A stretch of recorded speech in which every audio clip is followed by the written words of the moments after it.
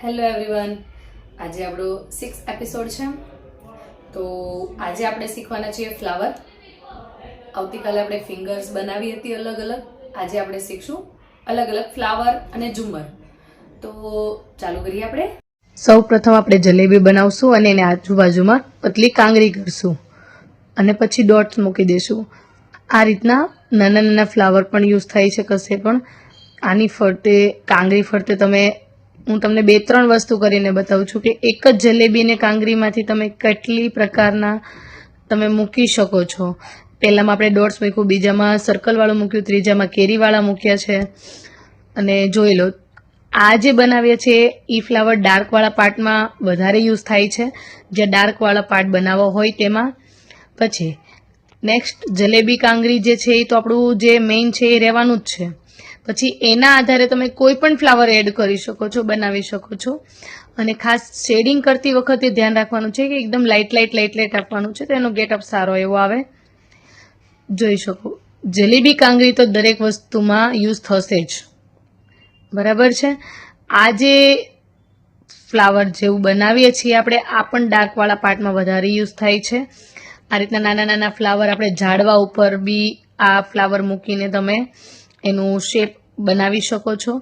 કાંગરી જલેબી કરી અને પછી તમને ખબર હોય કે આપણે ડ્રોઈંગ બુકમાં 5 વાળે પાંદડા બનાવતા હતા, સેમ એ જ પ્રોસેસ છે. એની આજુબાજુમાં પાંદડા મૂકી દેવાના. આજે જે બનાવીએ છીએ એ પણ ડાર્કમાં બહુ વધારે યુઝ થાય છે, જે તમે જોઈ શકો છો. આ પાંદડીવાળું શેપ જે છે ફ્લાવર જેવું, પછી ગુલાબ ટાઈપ બનાવે, આ પણ ડાર્કમાં યુઝ થાય છે. મોસ્ટ ઓફલી ફ્લાવર ડાર્કમાં જ મુકાય છે. પછી અરબિક મહેંદી કે પછી પેલી બોમ્બે મહેંદી મૂકો, એમાં તમારે ફ્લાવર અલગ અલગ યુઝ થાય. બાકી પટ્ટાવાળી મહેંદી યુઝ કરો તો એમાં તમારે ફ્લાવરની એટલા બધા યુઝ થતા નથી. એમાં ડાર્કવાળા ફ્લાવર જ ખાલી યુઝ થાય છે. જોઈ શકો તમે ડાર્કવાળું.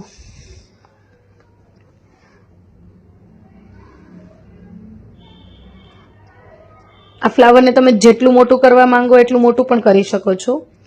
ખાસ કરીને યાદ રાખવાનું છે કે જલેબી બનાવ્યા પછી એની જે માત્રા છે વ્યવસ્થિત લેવાની છે. આઉટલાઇન કરતી વખતે ખાસ એ યાદ રાખવાનું છે કે જે ફૂલનો શેપ છે બગડે નહીં, એની અંદર ના જાય, એનું ખાસ ધ્યાન રાખશો. પછી કાલે મેં તમને કમળ શીખવાડેલા, પણ એક લોટસ મારે રહી ગયું હતું, એ હું આજે કવર કરાવું છું, તમે જોઈ શકો છો. અમુક વસ્તુ એવું થાય કે હું બધું તમને એક વિડીયોમાં ના આપી શકતી હોઉં, તો હું તમને જ્યારે પણ મારી એ બનાવતી વખતે વચ્ચે આવશે તો હું તમને જરૂરી કમ્પ્લીટ કરાવડાવીશ. જો તમે આ ફ્લાવર એક લોટસનું બાકી રહી ગયું હતું, તમે આજે એ કવર પણ કરાવી દીધું છે.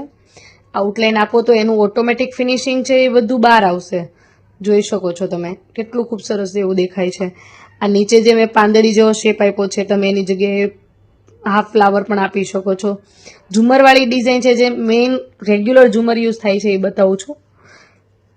આમાં તો તમે જે શીખ્યા છો જલેબી કાંગરી, બસ એનો જ યુઝ કરવાનો છે. જલેબી કાંગરીને બીટ્સ ને લાઇનિંગ, એની સિવાય કોઈ વસ્તુનો યુઝ નથી થતો એક્સ્ટ્રા. જે છે જલેબી કાંગરી બીટ્સ, એ જ આપણું ક્લિયર હશે તો આપણું વર્ક જે છે સારું દેખાશે. પછી એને અલગ અલગ વ્યૂમાં આપવાનું છે. સીધું આપો, તે ત્રાસું આપો, તમને જેમ મજા આવે એમ તમે વ્યૂ એને આપી શકો છો. ઝુમ્મર તો બહુ બધા પ્રકારના હોય છે. તમારે ડિટેલિંગ જોતું હોય તો તમે મને મેસેજ કરજો, હું તમને જરૂર શેર કરીશ. આના વિશે વધારે માહિતી જોઈએ, ફ્લાવર વધારે શીખવા હોય, ઝુમ્મર વધારે શીખવા હોય.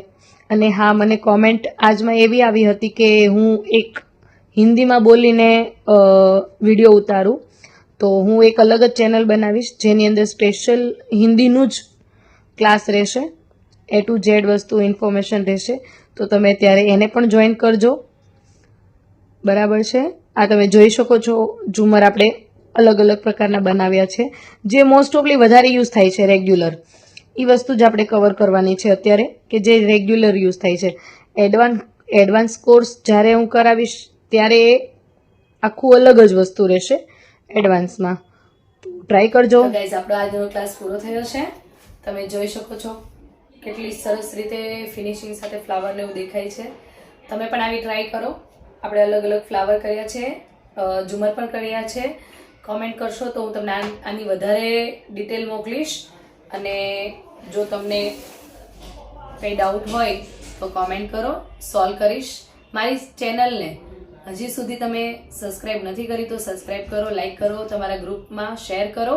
Thank you so much. ફરી મળશું કાલે.